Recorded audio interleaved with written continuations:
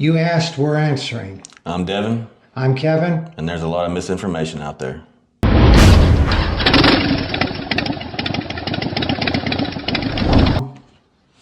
So another question that we get on a regular basis, almost a daily basis, is for the trike riders, RG3, Freewheeler, Tri-Glide. Should I get the 13-inch or the 14-inch next-gen shocks?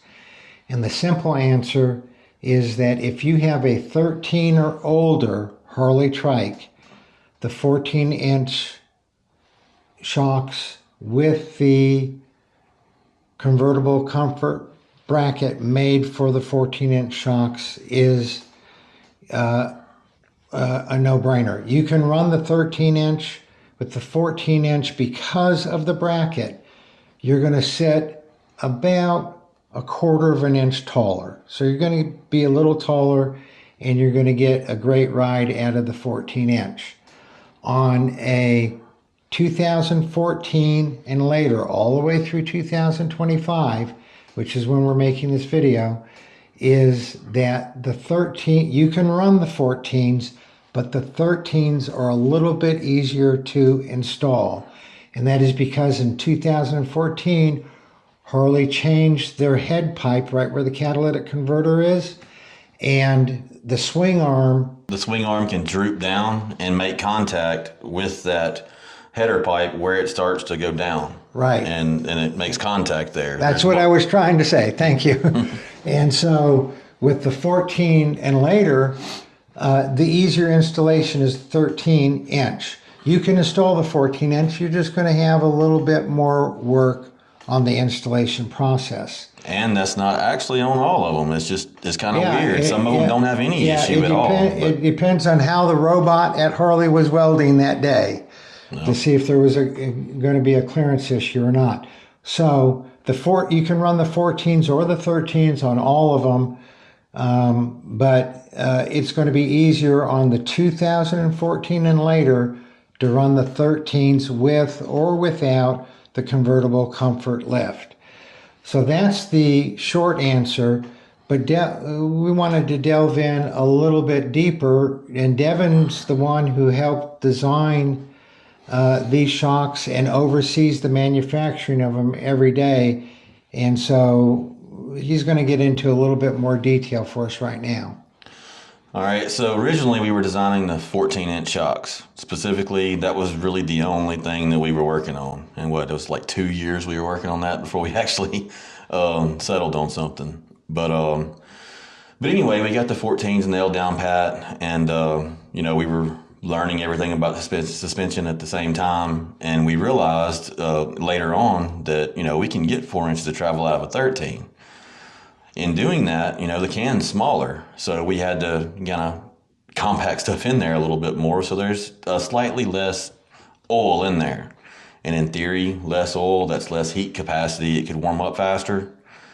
That's really a non-issue on these bikes. I mean, we're not, on a motocross track hitting the whoops. They're going down the road, and yes, they're moving, but they're not doing this. Yeah, just constantly. Yeah. Exactly. There's just not that much heat buildup. I mean, even on our dyno, I've done some pretty grueling tests, and the heat's just a non-issue. But there is less oil. I mean, that is one of the differences in it. The other difference is there's actually less nitrogen pressure in them as well. There was less air, less volume in there that we could put nitrogen in. And what that means is that as it goes through its cycle, that nitrogen pressure can spike a little bit higher just because there's less volume there. I mean, it's a minute amount, but those are some differences. Now, doing blind testing, and Kevin, you're the one that did the blind testing on this, we couldn't really tell a difference. But in theory, because I know these things,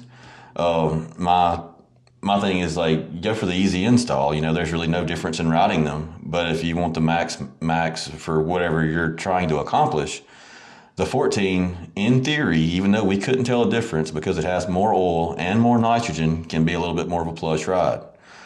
The nitrogen, usually, more aggressive riders would would probably like that 13-inch more because of the nitrogen spike, and it's going to be a little bit more of a planted feel to the road. And this is all in theory, though. I mean, there's just such a little difference that we couldn't actually tell it with our butt dynos. So, but those are the facts, though. So that's the inside scoop on, how it works. They both have 4 inches of travel, and we can't tell the difference in riding between the two of them. The 13s are easier, but the possibility exists that the 13s might wear out and need to be rebuilt, 5,000 miles before the 14s. We don't know. We don't know if that's 100,000 miles or a million miles, Yeah. but in theory it could. They because both there's have more. lifetime warranties, and that includes if you want to take them off and send them back in because you believe they're not riding as good as they were 50,000 miles ago, and the rebuild is absolutely free except for your cost of shipping it to us and back to you. So you're not going to get hurt either way. You're going to have an easier install on the 14 and laters with the 13-inch shocks. So I hope that answers that question well. And I hope we didn't muddy the water too much with the facts there. Yeah. We hope you found that information interesting and useful. We're going to have more of these short FAQs that Devin and I are going to be doing. So hit the subscribe button, hit the notification bell, so that when we come out with the next one, you'll know about it. And y'all ride safe out there.